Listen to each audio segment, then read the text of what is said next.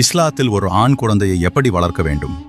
ஒரு ஆண் குழந்தையை வளர்ப்பது அவன் பெரியவனாகி பணம் சம்பாதிக்க வேண்டும் என்பதற்காக மட்டுமல்ல, அவன் அல்லாஹ்வை அறிந்த நல்ல குணமுள்ள மனிதனாக வளர வேண்டும்.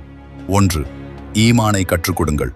சிறு வயதிலிருந்தே சொல்லுங்கள், அல்லாஹ் எப்போதும் நம்மை காண்கிறான், அல்லாஹ் நம்மை நேசிக்கிறான், தவறு செய்தால் தௌபா செய்யலாம்.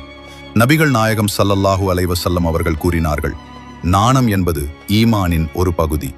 2. தொழுகையை பழக்கமாக்குங்கள். சிறு வயதிலிருந்தே தொழுகையை கற்றுக் கொடுங்கள்.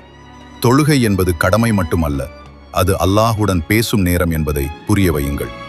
3. நாணமும் ஒழுக்கமும் வளர்த்திடுங்கள். பார்வையை காக்க கற்றுக் கொடுங்கள். தொப்புள் முதல் முழங்கால் வரை காப்பதை சொல்லுங்கள். பெண்களை மதிக்க வேண்டும் என்று அறிவியுங்கள்.